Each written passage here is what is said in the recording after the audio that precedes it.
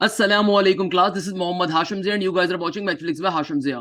भाई बहुत सारे बच्चे मुझसे एक से दो क्वेश्चन लाजमी तौर के ऊपर पूछ रहे थे, तो आइए जरा मैं उन क्वेश्चंस का रिप्लाई आपको कर देता हूँ। क्या क्वेश्चन है, क्या नहीं है, क्या पर्टिकुलर सॉल्यूशन चीज मुझसे पूछना चाह रहे थे, मैं उन तमाम की तमाम बातों का आप लोगों को रिप्लाई कर देता हूँ, रिस्पॉन्स कर देता हूँ।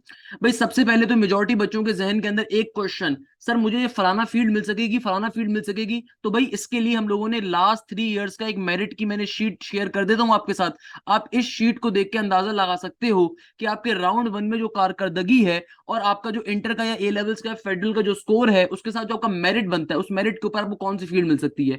ऑल्दो ये जो सीट डिस्ट्रीब्यूशन की लिस्ट है सिर्फ कराची बोर्ड की है, कराची के अलावा किसी बोर्ड की सीट डिस्ट्रीब्यूशन या पर्टिकुलरली आपके पास जो मेरिट की लिस्ट होती है वो सेव नहीं रखी जाती। सही है ना भाई। तो आप मगर अंदाजा कर सकते हैं अगर आप किसी और बोर्ड के भी, आ खान के, शक्कर के, तो याद रखिएगा जितने के ऊपर भी फील्ड क्लोज हो रही है इससे 3 या 4% अबव के ऊपर ही आपकी क्लोज हो रही होगी, क्योंकि सिर्फ कराची बोर्ड की सीट सबसे ज्यादा होती हैं और फिर बाकी तमाम बोर्ड की सीट्स कम होती हैं। तो एक चीज जो आपको अपने जहन में रखनी है, जो आप एक क्वेश्चन बार बार मुझसे पूछ रहे हैं, ऑल्दो अभी क्वेश्चन पूछने की तुक नहीं बनती, बहुत सारे बच्चे पूछ रहे हैं सॉफ्टवेयर इंजीनियरिंग मिल जाएगी, सीएस मिल जाएगी, ब्ला ब्ला ब्ला ब्ला। तो भाई इस मेरिट क्राइटेरिया को देखो, इसमें 2022 का, 21 का और 20 का, इन तीनों सालों का मेरिट मौजूद है। इससे आप कंपेयर कर लो कि भाई आपको कौन सी फील्ड मिल सकती है, कौन सी नहीं मिल सकती।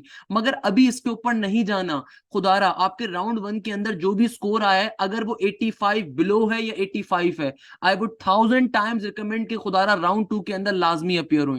देखो मेरे प्यारे बच्चों, जिस बच्चे के 88 नंबर है ना, वो भी राउंड टू में अपियर हो रहा होगा। तो हो सकता है बहुत सारे बच्चे क्या करते हैं, एक बहुत बड़ी गलती करते हैं कि उनके 80 अगर मार्क्स आ जाएं, 80 प्लस मार्क्स आ जाएं, वो समझते हैं उन्होंने शायद कोई तीर मार लिया और वो फिर राउंड टू में अपियर नहीं होते। याद रखिएगा, अगर राउंड वन में किसी के 60s के अंदर है, जो बहुत सारों के होते हैं, या 70s में होते हैं, और वो राउंड टू में अगर 80 प्लस ले लें या 90s में ले लें, तो फिर जाहिर सी बात है उनका मेरिट स्कोर ज्यादा अच्छा बनेगा एज कंपेयर टू आपको, और आपके चांसेस होंगे आपको फील्ड ना मिल सके। सिर्फ आपकी नालायकी की वजह से, बेवकूफी की वजह से, सुस्ती की वजह से, काहिली की वजह से आपके हाथ से एक चांस निकल जाएगा।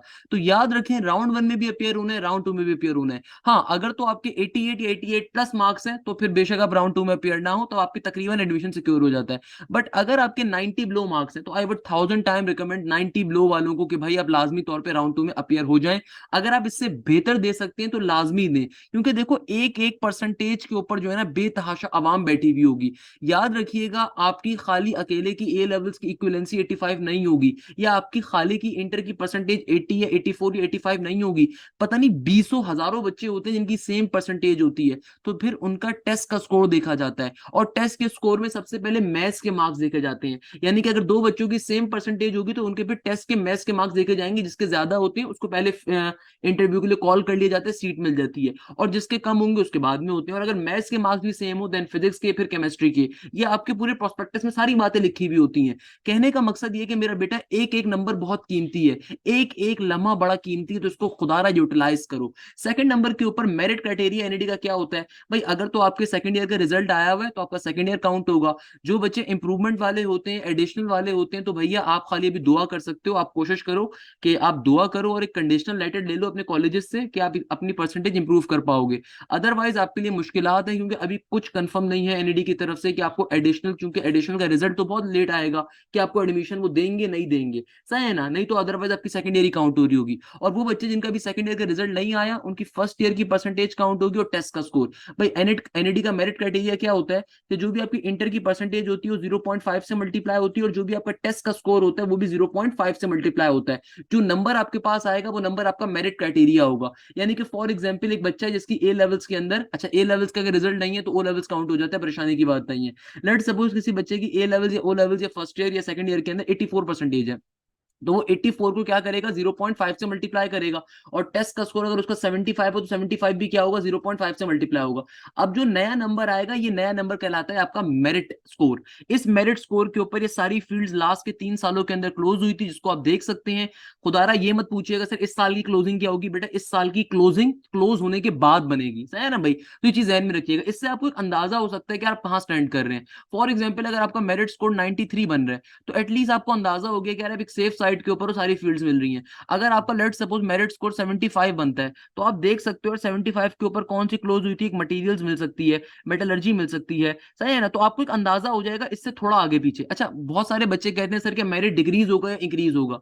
मेरे प्यारे शागिर्दों, आप इस लिस्ट के ऊपर 2 या 3% ऊपर आगे पीछे कर लो, यानी कि लेट सपोज अगर 75 आपका मेरिट स्कोर बन रहा है, तो आप अंदाजा कर लो यार 78 या 73 तक की आपकी जा रही होगी, यानी कि थोड़ी सी टॉलरेंस आप रखा करो भाई। टॉलरेंस का मतलब यही है ना, 75 अगर आपका मेरिट स्कोर है तो आप देख लो भाई 78 वाली भी मिल जाएगी या तो, और 73 से लेके 78 तक की आप रेंज आपकी होगी, तो उस रेंज में जितनी आ रही है वो आपको मिल सकेगी इंशाल्लाह। तो थोड़ा बहुत ऊपर नीचे हो जाता है, बट अगेन जो लास्ट ईयर की मेरिट लिस्ट होती है गाइडेंस के लिए होती है कि बच्चे कहाँ स्टैंड कर रहे हैं, और आप फिर उन फील्ड्स के बारे में थोड़ा पढ़ना स्टार्ट कर दो गूगल से कि भाई गूगल साहब क्या कहते हैं, किस तरह का स्कोप है उन फील्ड्स का, एंड सो ऑन ब्ला ब्ला ब्ला ब्ला ब्ला।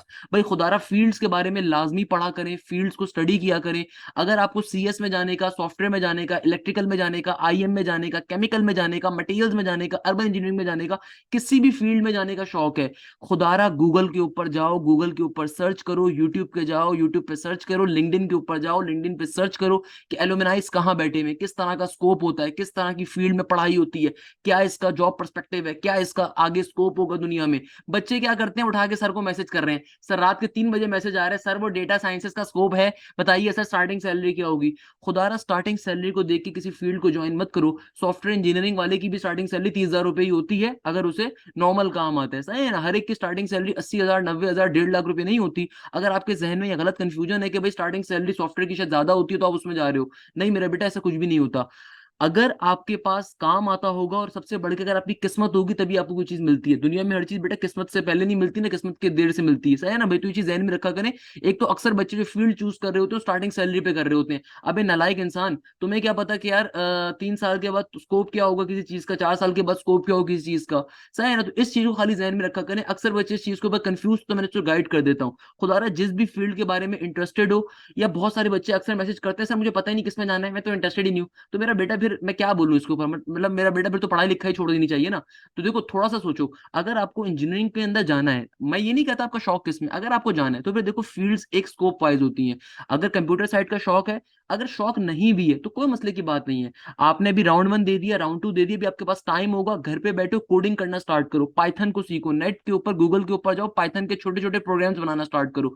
और आप किसी भी फील्ड में जाना चाहते हो, पाइथन को खुदारा सीखो, इसका बहुत ज्यादा फ्यूचर है, सही है ना भाई। आप मैकेनिकल हो, इंडस्ट्रियल हो, केमिकल हो, पाइथन आपको बहुत हेल्प करेगी जिंदगी के अंदर, डेटा रिलेटेड जॉब्स के अंदर, और हर फील्ड के अंदर डेटा की काम आएगा, सही है ना भाई। तो कहने का मकसद ये कि मेरे प्यारे शागिर्दों, जिस भी फील्ड का आपको शौक है उसके बारे में थोड़ा स्टडी करो, पढ़ो लाजमी तौर के ऊपर, यूट्यूब पे सब अवेलेबल है, मगर लोगों को स्टडी करनी नहीं आती। तो इस चीज को खाली आपने सबसे पहले अपने जहन में रखना है। अच्छा, दूसरे नंबर के ऊपर जो सबसे इंपॉर्टेंट बात है कि भाई हमारा जो एक न्यू बैच स्टार्ट हो रहा है उसके बारे में गाइडेंस देनी थी। मेरे प्यारे शागिर्दों, हमारा जो ये बैच है, ये बैच हमारे पास अल्लाह भला करे स्टार्ट हो रहा है 15 जुलाई से। 15 जुलाई को क्या तारीख है, सैटरडे वाला दिन है, सैटरडे से हमारे बैच स्टार्ट हो रहा है। इस बैच के अंदर क्या खास बात है भाई, इस बैच के अंदर फिजिक्स और मैथ्स की लाइव क्लासेस हुआ करेंगी डेली, और बाकी सब्जेक्ट्स की रिकॉर्डेड लेक्चर्स मिलेंगे, सही है ना भाई। बाकी सब्जेक्ट से क्या मिलेंगे, रिकॉर्डेड लेक्चर्स मिलेंगे, इंग्लिश के, केमिस्ट्री के, वगैरह वगैरह। अच्छा, दूसरे नंबर के ऊपर इसकी ड्यूरेशन क्या है बेटा, ये राउंड 2 के लिए स्पेसिफिकली बैच है, तो राउंड 2 तक आपका तमाम का तमाम कोर्स कंटेंट क्या होगा उससे पहले कवर अप करवा दिया जाएगा। इसके अंदर दाऊद की तैयारी भी शामिल हो जाएगी, इसके अंदर कराची यूनिवर्सिटी की तैयारी भी शामिल हो जाएगी, इसमें सैयद हो गया, कोई भी यूनिवर्सिटी हो गई। जब हमने एनईडी का नाम लिया तो सारी एरी गैरी यूनिवर्सिटी वैसी कवर हो गई, डीएचएस सुफा हो गई, जैबिस्ट हो गई, ब्ला ब्ला ब्ला ब्ला, सही है ना भाई। अच्छा, सबसे इंपॉर्टेंट बात, इसमें टेस्ट आपके प्रॉपर होते हैं भाई। मैं टेस्टों की फाइल स्टार्टिंग में शेयर कर देता हूँ, तमाम सब्जेक्ट्स के टेस्ट होते हैं, तमाम चैप्टर वाइज टेस्ट होते हैं, उन टेस्टों को देना कंपलसरी होता है। वो टेस्ट क्या होते हैं भाई, बड़े फायदे की चीज होते हैं। बच्चे ने जैसे जैसे कोर्स कवर करता जाता है उन टेस्टों को फॉलो अप किया जा रहा होता है, सही है ना भाई।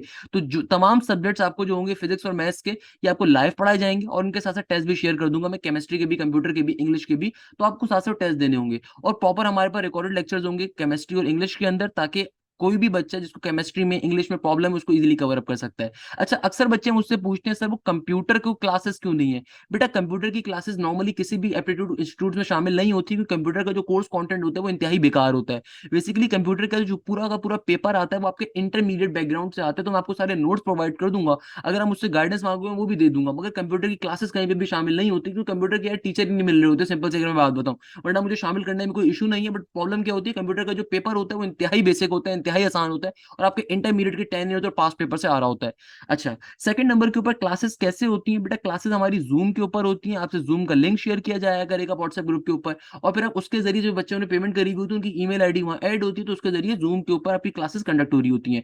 हाँ, सबसे इंपॉर्टेंट चीज रिकॉर्डेड लेक्चर्स। अगर आपसे कभी भी कोई क्लास मिस हो जाएगी तो आपको उस पर्टिकुलर टॉपिक के रिकॉर्डेड लेक्चर प्रोवाइड किया जाएगा, यानी कि कोई भी जो क्लास होती है उस क्लास का रिकॉर्डेड लेक्चर बच्चे को प्रोवाइड किया जाता है। प्लस जो भी यहाँ पे हम लिखते हैं वो भी सारी चीज प्रोवाइड की जा रही होती है। टाइमिंग, सबसे इंपॉर्टेंट टाइमिंग्स। देखो फिजिक्स की जो टाइमिंग हमने रखी हुई है सुबह की टाइमिंग रखी हुई है, सुबह 9 से 11 के दरमियान की टाइमिंग है फिजिक्स की क्लास की। और मैथ्स की क्लास होगी शाम में 8:30 से लेके 11 के दरमियान। सही है ना? मैथ्स की जो टाइमिंग है वो कौन सी है? 8 से लेके 11 के दरमियान की। अच्छा, तीन बड़ी बेसिक बातें मैंने कर ली। देखो राउंड 2 के अंदर अगर अपेयर होना है तो उसके लिए तैयारी तो करनी है। अब आप इधर मुझसे तैयारी करो या मैंने यूट्यूब पे सब कुछ डाला है वहां से तैयारी कर लो, देयर इज नथिंग एल्स, है ना भाई? कोई मसले की बात नहीं है। कहने का मकसद ये कि मेरे प्यारे शागिर्दों, आप में से जितने भी बच्चों के अभी मार्क्स आए, आप में से बहुत से बच्चों को सकता है मार्क्स अभी कम आए हो सकता है बहुत से बच्चे मुझे बताते हैं 74 नंबर है, 72 नंबर है, 60s में नंबर है। देखो इसका असल रीजन क्या होती है कि आप सिर्फ पास पेपर्स के पीछे भाग रहे थे, आपने तैयारी करने की फोकियत ही नहीं करी, आपने कंप्लीट तैयारी नहीं करी। तो खुदारा तैयारी करना स्टार्ट करो। मैं अगेन कहता हूँ मेरे पास से आगे करो, किसी के पास से भी करो। अगेन मेरे पास कोई जादू नहीं है भाई, कोई मैं मुझसे पढ़ोगे तो 90 नंबर लेकर आओगे, ऐसा कुछ भी नहीं है भाई। क्लास के अंदर एक पढ़ने वाला बच्चा भी होता है, ना पढ़ने वाला बच्चा भी होता है। अगर आपने देखा हो तो मैंने आज यानी कि कल के दिन के अंदर मैंने बहुत सारे बच्चों के नंबर्स करे जिनके 90 प्लस स्कोर थे। तो आपको क्या लगता है क्या मेरी क्लास के अंदर कोई ऐसा बच्चा नहीं होगा जो फेल हुआ होगा? बिल्कुल ऐसे बच्चे भी होंगे जो फेल हुए होंगे। मगर द पॉइंट इज डेट कि टीचर पढ़ाने वाला एक ही होता है, मगर पढ़ने वाले का दिमाग डिफरेंट होता है। एज अ टीचर मैं अपनी तरफ से पूरी मेहनत कर सकता हूँ, मैं अपना पूरा पसीना दे सकता हूँ, मैं अपना पूरी स्ट्रगल कर सकता हूँ, मैं अपनी तरफ से बेतहाशा मेहनत कर सकता हूँ बच्चे को पढ़ाने के लिए। मगर at the end of the day खुदारा बच्चे को भी तो अपने घर पे बैठ के पढ़ना है ना। मैं उसके घर के ऊपर डंडा लेके थोड़ी खड़ा हूँ कि भाई बच्चा तू घर पे बैठ के तू क्वेश्चन को सॉल्व कर रहा है, तू क्लास में आ रहा है नहीं आ रहा, तू टेस्ट को लाजमी दे रहा है नहीं दे रहा। तो भाई याद रखें, आप अब जिस माहौल के अंदर आ चुके हैं, आप अपनी स्कूल लाइफ से ग्रेजुएट हो चुके हैं, अब आप कॉलेज लाइफ से भी निकल चुके हैं, अब यूनिवर्सिटी लाइफ के अंदर कोई आपके पीछे नहीं भागता कि यार आपने पढ़ना है नहीं पढ़ना, नहीं पढ़ना आपकी चॉइस है, पढ़ना है आपकी चॉइस है। मगर एक चीज होती है वो आपका फ्यूचर होता है, वो आपके घर वालों की शक्लें होती हैं जो आपके सामने आनी चाहिए आप कोई भी गलत काम जब कर रहे हो उसके बाद। तो खुदारा मेरी आप तमाम लोगों से रिक्वेस्ट है, अक्सर बच्चे मुझसे शिकवा करते हैं, मुझसे एक बात कहते हैं कि सर अगर मैं आपसे पढ़ना स्टार्ट कर दूं क्या मेरी 90 प्लस मार्क्स आ जाएंगे गारंटी? बेटा मैं ऐसी कोई गारंटी नहीं देता, सिंपल इज डेट। हाँ, मैं अपनी तरफ से मेहनत कर सकता हूँ, मैं अपनी तरफ से पूरी स्ट्रगल कर सकता हूँ, मैं अपनी तरफ से पूरी जान मार सकता हूँ, मैं अपना पूरा गला सुखा सकता हूँ। ऐसा भी होता है कभी कभार मैं सुबह 7 बजे से लेके रात के 11 बजे तक क्लासेस कंडक्ट कर रहा होता हूँ, या बहुत दफा 7 बजे से ऑनवर्ड अपने ऑफिस के अंदर होता हूँ, वापस आके शदीद थकन के ऊपर भी क्लास कंडक्ट कर रहा होता हूँ, मेहनत भी कर रहा होता हूँ। मगर अगर आप में से कोई बच्चा अपने घर के ऊपर बैठ के तैयारी ना करना चाहे, वो खुद से सीरियस ना हो, वो स्नैपचैट पे इंस्टा के ऊपर या बारबेक्यू पार्टियों को या उठा के दूसरी पार्टियों को एंजॉय करने में लगा हुआ है, वक्त अपना बेवक्त जाया कर रहा है, तो ऐसे बच्चे के लिए अफसोस के साथ कहना पड़ेगा मेरे पास कोई गारंटी नहीं हो सकती। हाँ, अगर आप मुझसे ये पूछेंगे कि क्लासेस प्रॉपरली टाइम पे होंगी, बिल्कुल होंगी, या पूरा कोर्स कवर करवाया जाएगा, एक एक चीज कवर करवाई जाएगी, तो इस चीज को खुदारा अपने जहन में रखा करें। अक्सर बच्चे जो है ना ये वाली गलती एक भंडे मारते हैं।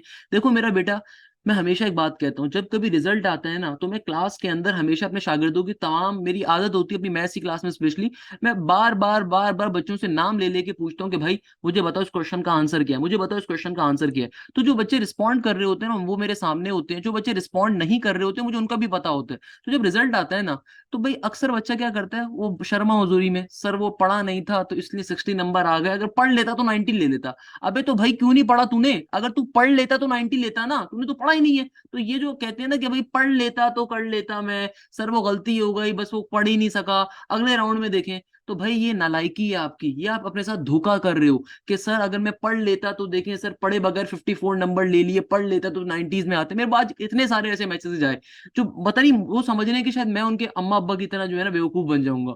बहुत सारे बच्चे जब मुझे मैसेज करते हैं तो वाली बात कहते हैं कि सर वो जो है ना मैंने पढ़ा नहीं था इसलिए 52 नंबर आ गए, पढ़ लेता तो सर 90 आ जाते। वो समझ रहे हैं कि शायद उनके सामने उनकी वालदा या उनके वाले साहब खड़े हुए हैं जो कि प्यारे मोहब्बत के अंदर कुछ नहीं बोलेंगे। मेरा दिल तो चाहता है कि ऐसे बच्चे को दो चांटे मारूं और बोलूं कि भाई तूने क्यों नहीं पढ़ा। अगर तू पढ़ लेता कि जो बात कर रहे तू गलत बात कर रहा है बेटा, अपने आप को धोखा दे रहा है ये। क्योंकि अगर तुमने स्ट्रगल नहीं करी तो कुछ भी नहीं कर सकते। देखो स्टडी प्लान बहुत सिंपल है, बहुत सिंसियर मैं स्टडी प्लान देता हूँ स्टूडेंट्स को। स्टडी प्लान क्या होता है कि यार देखो सुबह का जो वक्त होता है, सुबह के औकात सबसे ज्यादा जो है ना बेहतरीन औकात होते हैं।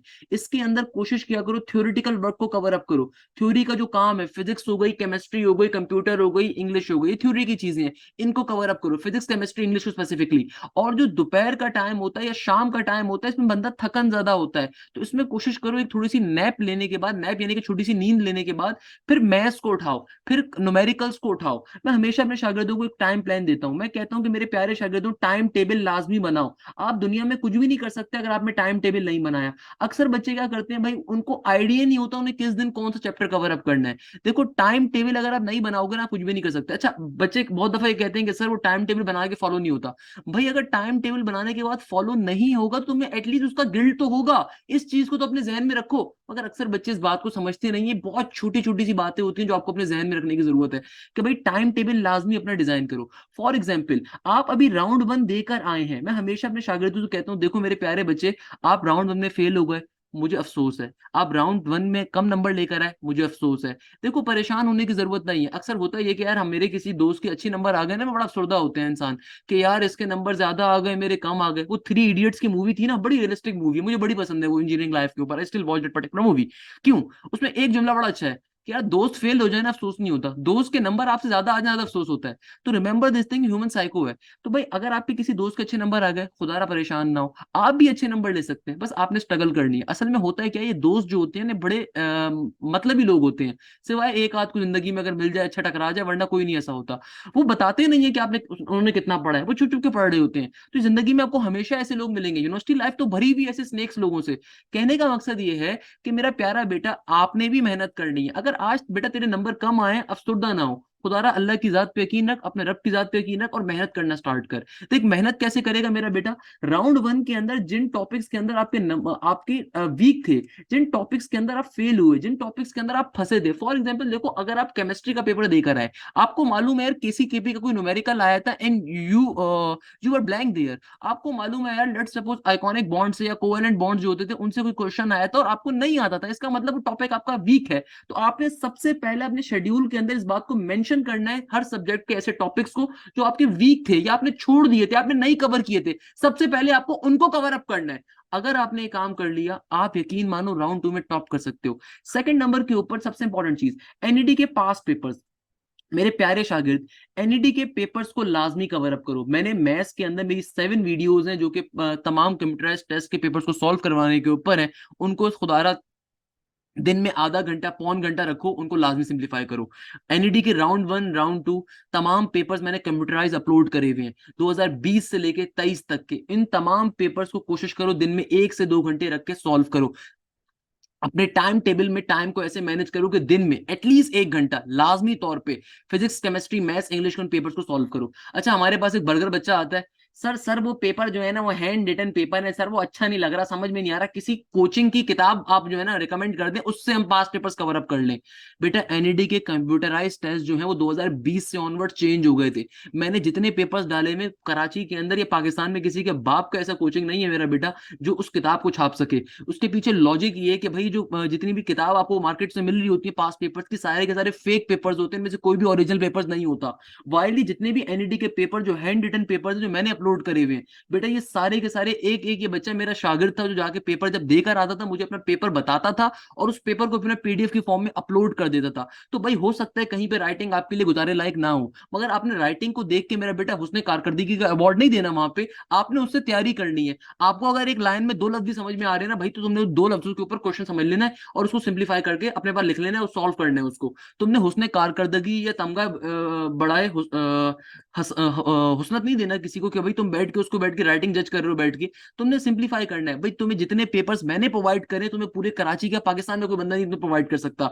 जितनी पास पेपर्स की किताबें मौजूद हैं वो सारी की सारी बेकार किताबें, क्योंकि अब एनईडी के टेस्ट कंप्यूटराइज्ड हैं। तो ये चीज ध्यान में रखिएगा। और सिंपल तरीके से दाऊद यूनिवर्सिटी के टेस्ट की भी तैयारी इसके अंदर होगी। दाऊद यूनिवर्सिटी के हवाले से डिटेल लेक्चर पहले अपलोड कर चुका हूं कि भाई दाऊद की तैयारी भी इस पर्टिकुलर बैच में हो रही होगी, क्योंकि दाऊद का टेस्ट मुश्किल आएगा, कैलकुलेटर भी अलाउ नहीं होगा। सेकेंडली उसकी कंप्लीट तैयारी भी इस बैच में हो रही होगी। अच्छा, सबसे इंपॉर्टेंट बात, दाऊद का टेस्ट आईबीए में कंडक्ट होगा। अच्छा, बहुत सारे बच्चे एक चीज में परेशान थे, सर कि आईबीए टेस्ट लेगा तो क्या आईबीए बहुत मुश्किल टेस्ट बनाएगा? भाई, जिस यूनिवर्सिटी का टेस्ट होता है ना, वो डिफिकल्टी क्राइटेरिया सेट करती है, और डिफिकल्टी क्राइटेरिया एनईडी लेवल का ही होगा। मगर ऑब्वियसली नेगेटिव मार्किंग होती है दाऊद के अंदर, ये जहन में आपको रखने की जरूरत होती है। 0.1% नेगेटिव मार्किंग होती है, यानी कि 10 एमसीक्यू गलत करने के ऊपर एक सही एमसीक्यू भी गलत हो जाएगा। अच्छा, 10 एमसीक्यू गलत करने के ऊपर एक सही वाला भी गलत हो जाएगा। आने का तरीकेकार क्या है मेरा बेटा? बैच में आने का तरीकेकार बहुत ही सिंपल है। हमने जो फीस रखी है, अब आप सोच रहे होंगे सर फिजिक्स और मैथ्स की क्लासेस लाइव हो रही हैं, बाकी सारे सब्जेक्ट रिकॉर्डेड फॉर्म में मिल रहे हैं, फिर इसमें टेस्ट भी शामिल हैं, फिर हमारे पास लाइव क्लासेस हो रही होंगी डेली, और सर जूम भी है, टेस्ट भी इतने सारे मिलेंगे, तो सर जरूर आपकी फीस बहुत ज्यादा होगी। मेरा प्यारा बेटा, हमने जो फीस रखी थी, फीस रखी है 5,500 रुपए, मगर इसके ऊपर मैं डिस्काउंट दे रहा हूँ। कब तक का डिस्काउंट दे रहा हूँ भाई? 15 जुलाई से आपकी क्लासेस स्टार्ट हो रही हैं, तो टिल 14 जुलाई इसके ऊपर डिस्काउंट, और आपको जो फीस पे करनी है वो सिर्फ और सिर्फ 5,000 रुपीज पे करनी है। मैंने ऑलरेडी इसके अंदर फीस में डिस्काउंट रखा हुआ है, बहुत गुंजाइश रखी हुई है। देखो मेरे प्यारे शागिर्दों, जितनी महंगाई का दौर है, जितनी जूम की जो एक पेमेंट हमें अब देनी पड़ती है मेरा बेटा, 10-10 20-20 हजार रुपए देनी पड़ती है एक महीने की। तो भाई, जितने इसमें गुंजाइश निकल सकती थी मैंने ऑलरेडी गुंजाइश करी हुई है।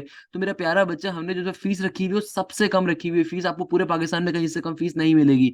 देखो मेरा प्यारा बच्चा, मैं हमेशा एक बात कहता हूँ, आप इधर मुझसे लाइव आके पढ़ो, आप इधर मुझसे रिकॉर्डेड फॉर्म के ऊपर या यूट्यूब के थ्रू पढ़ लो। मैंने हर चीज हर जगह अपलोड करी हुई है। लाइव में ऑब्वियसली एक फायदा ये होता है कि आपकी लाइव इंटरेक्शन होती है, आप लाइव एक चीज को पढ़ते हो। ऑब्वियसली टीचर हर दफा जब एक नया तरीके से क्वेश्चन को टॉपिक को पढ़ाते हैं तो वो नई चीजें आपको बता रहा होता है, तो लाइव का बड़ा फायदा होता है। अच्छा, बैच में एंटर कैसे होंगे? कि भाई, आपकी जो फीस है टिल 14 जुलाई 5,000 रुपीज फीस है, और 14 के बाद 5,500 रुपये फीस होगी। ये आपका जो बैच होगा ये आपका अगस्त के एंड तक चल रहा होगा, यानी कि एनईडी के राउंड से पहले पहले तक सारी चीजें कवर अप करवा दी जाएंगी। सेकंड नंबर के ऊपर, फीस किस तरीके से पे करनी है? भाई, आपके पास जैस कैश है, इजी पैसे, सदा पे है, या कोई भी बैंक अकाउंट है, आप उससे फीस पे कर सकते हैं। अगर आपके पास कोई भी बैंक अकाउंट, कोई भी अकाउंट नहीं है, आप सिंपल किसी दुकान से आके फीस पे कर सकते हैं। देखो, एक सिंपल सा मेरा नंबर है 0303278505, इस नंबर के ऊपर जैस कैश भी मौजूद है, इजी पैसे भी मौजूद है, सदा पे भी मौजूद है। आपने करना क्या है? आपने सिंपल फीस जो है उसको डिपॉजिट करवाना है इस नंबर के ऊपर। आपके पास अगर जैस कैश काम नहीं कर रहा मेरा, तो आप इजी पैसा पे करवा दो, इजी पैसा नहीं कर रहा, सदा पे भी करवा दो। अगर तीनों ही काम नहीं करे तो मिजान बैंक का नंबर दिया हुआ है, ये हर वक्त काम करेगा इंशाल्लाह, इसमें कोई मसला नहीं होगा। सही है ना? तो आपके पास ये नंबर मौजूद है, आपने इस नंबर के ऊपर जाके क्या करवा देना है? फीस को पे करना है। और नहीं तो ये मिजान बैंक का अकाउंट गिवन है 013001005001973। अच्छा, चारों का जो अकाउंट टाइटल है मेरा वो मोहम्मद हाशिम जिया के नाम से ही है। सही है ना? तो मोहम्मद हाशिम जिया, जैस कैश, सदा पे हो, इजी पैसो है, मिजान बैंक हो, इनके अंदर ये अकाउंट टाइटल्स हैं। और आपने करना है कि फीस को सिंपल तरीके से जाके डिपॉजिट करवाना है। जब आप फीस डिपॉजिट करवाओगे तो आपके पास एक ट्रांजेक्शन आईडी आएगी, टीआईडी नंबर एक आता है, ट्रांजेक्शन आईडी नंबर। आपने वो टीआईडी नंबर अपने खूबसूरत से नेम के साथ, ईमेल के साथ, मुझे इसी नंबर के ऊपर व्हाट्सएप कर देना है। क्या कर देना है? व्हाट्सएप कर देना है। आप जब फीस को पे करोगे, इधर जैस कैश के जरिए करते हो, इजी पैसे के जरिए करते हो, सदा पे के जरिए करते हो, तो आपने with your name and email address, और जब पेमेंट करोगे ना, तो आपके पास एक ट्रांजेक्शन आईडी नंबर आएगा जो कि मैसेज के जरिए आएगा। आप किसी दुकान से जाके करवाओगे तो खुदारा दुकानदार से वो नंबर लाजमी ले लीजिएगा, उसका स्क्रीनशॉट लाजमी लीजिएगा। अगर आप दुकान से भी जाके करवाओगे तो उस दुकान वाले के पास आएगा। सही है ना? तो आपने उस टीआईडी नंबर को, उस ट्रांजेक्शन डिटेल को, उस पेमेंट डिटेल को आपने इस नंबर के ऊपर with your name and email address send करना है, ताकि मैं आपको ग्रुप में ऐड कर सकूं। जब मैं आपको ग्रुप में ऐड करूंगा, देन वहां पे मैं आपको सिंपल गूगल क्लासरूम पे ऐड करूंगा, जहाँ पे सारे रिकॉर्ड लेक्चर्स आपको मिला करेंगे, और जहाँ पे हम लाइव क्लासेस के ऊपर डिस्कस किया करेंगे, लाइव क्लासेस पढ़ा करेंगे। तो ये मेरे राउंड 2 का एक बैच स्टार्ट हो रहा है, उसके बारे में कंप्लीट डिटेल मौजूद है। पेमेंट करने का तरीकेकार मैं आपको बता चुका हूँ, जैस कैश भी है, सदा पे भी है, इजी पैसा भी है। अगर आपके पास कोई भी अकाउंट मौजूद नहीं है, आप सिंपल किसी भी जैस कैश, इजी पैसे की शॉप पे जाओगे, उनके जरिए आप इस नंबर के ऊपर पेमेंट सेंड करवा दोगे, और पेमेंट सेंड करवाने के उनसे टीआईडी नंबर लाजमी लीजिएगा, और फिर मुझे अपने नेम और ईमेल के साथ सेंड कर दीजिएगा। ये एक छोटा सा प्रोसीजर, एक छोटी सी वीडियो थी, इसमें मैंने काफी सारी बातों को डिस्कस किया, काफी सारी चीजें हमने डिस्कस करी इस चीज के ऊपर। तो खुदारा ये लेक्चर बड़ा इंपॉर्टेंट था कि इसके अंदर मेरिट के हवाले से भी डिस्कस कर लिया, बैच डिटेल को भी डिस्कस कर लिया। एक बात लास्ट में छोटी सी कहूंगा, मेरा प्यारा बच्चा, कुछ बच्चे अभी बड़े परेशान चल रहे हैं कि राउंड 1 में नंबर कम आए हैं। देखो, एक छोटा सा शेर है, मुझे बड़ा पसंद है, गिरते हैं वो शह सवारी मैदान जंग में, वो तुफल ही क्या करेगा जो घुटनों के बल चले। ये आज से कई साल कबल पढ़ने का इतफाक हुआ था, छठी या सातवीं जमात में। मुझे आज तक ये शेर बड़ा अच्छा लगता है, याद है। इस शेर का मतलब ये है कि भाई, अगर तुम गिरे हो ना मैदान जंग में, तो इसका मतलब ये कि तुमसे बहादुर कोई आदमी नहीं है, क्योंकि अगर तुम मैदान जंग में गिरे हो तभी तुम एक सबसे बड़े और अच्छे सिपाही सालार बन सकते हो, एक अच्छे हीरो बन सकते हो जिंदगी के अंदर, क्योंकि जिसने इंसान ने फेलियर नहीं देखा, उस इंसान ने कुछ भी नहीं देखा। अगर तुम्हें यही नहीं पता कि रोना कब है, तो तुम्हें कुछ भी नहीं पता जिंदगी में, तुम्हें फिर खुशी की कीमत का अंदाजा नहीं होगा। तो इस जुमले को बड़ा गौर से सोचिएगा, मैंने क्या बोला है कि अगर तुम्हें रोना नहीं आता है, तुम्हें रोने का मतलब ही नहीं पता, तुम्हें तुम्हें खुशी का एहसास भी कभी जिंदगी में नहीं हो सकता। तो अगर आज आप राउंड वन में फेल हुए, आपके नंबर कम आए, तो मेरी आपसे एक छोटी सी रिक्वेस्ट है कि भाई इसमें परेशान होने की जरूरत नहीं है कि आप इसमें बैठ के बयान करो या अपने अम्मा अब्बा को बोलो कि मेरे साथ ज्यादती हो गई। नहीं, ऐसा कुछ भी नहीं है मेरा बेटा। आपने सिंपल, वो क्या एक शेर है ना, उठ कमर बांध के डरता है फिर देख खुदा क्या करता है, इस तरीके से एक शेर है। तो उसका मतलब ये होता है कि यार देखो, आपने कुछ भी नहीं परेशान होना। आपने सिंपल जो मैंने आपको तरीकेकार बताया, टाइम टेबल डिजाइन करो, एक नए जोश के साथ, एक नए वलवले के साथ उठो। जो भी जिंदगी के अंदर अभी राउंड वन के अंदर जो मसले मसाइल थे, परेशानियां थी, प्रैक्टिकल्स थे, सब चीजें थी, मुझे आइडिया है कि यार तुम्हारे प्रैक्टिकल्स भी थे, मुझे भी आइडिया तुम्हारे पेपर्स लेट खत्म हुए, उन सब पे लानत भेजो, 10 दफा लानते भेजो सिंध हुकूमत के ऊपर, पंजाब पाकिस्तान हुकूमत के ऊपर, और पढ़ना स्टार्ट करो। पढ़ना स्टार्ट करो एक नए जोश के साथ, और ये सोचो कि भाई अब तुम्हें क्लियर करना ही करना है, जिंदगी और मौत का फैसला है, सही है ना भैया? तो जब आप इतनी मेहनत से उठोगे ना और एक नए जज्बे के साथ उठोगे, आप इंशाल्लाह हर चीज को पार लगा लोगे। ये एक छोटी सी गाइडेंस वीडियो भी थी, ये एक छोटी सी वीडियो इस चीज के ऊपर थी। अक्सर बच्चे जो परेशान होकर मुझसे बार बार एक चीज पूछ रहे थे, सर वो क्या स्ट्रेटेजी हम फॉलो करें, सर वो क्या तरीकेकार हम फॉलो करें। तो बेटा तरीकेकार बहुत सिंपल सा है कि भाई आपने सिंपल एक मोटिवेशन लेनी है, आपने सिंपल एक स्टैंड लेना है अपने लिए, और वो स्टैंड ये है कि भाई तरीके से जो पीछे गुजर गया उस पर लानत भेजनी है, और तरीके से आज 12 तारीख से बैठ के पढ़ना स्टार्ट करना है, और ना आओ देखना ना ताओ देखना है, सिंपल आपने बस पढ़ना है। इस छोटी सी वीडियो पे अपनी बात का इख्तिताम करूंगा कि आप जहां जैसे खैरियत से हो, मुझे अपनी बहुत सारी दुआओं में याद रखिएगा, मुझे बहुत सारी दुआओं की जरूरत है, और इंशाल्लाह फिर किसी जिंदगी के मोड़ पे मुलाकात होगी। जज़ाक अल्लाह, thank you so much. Hashim Zia signing of.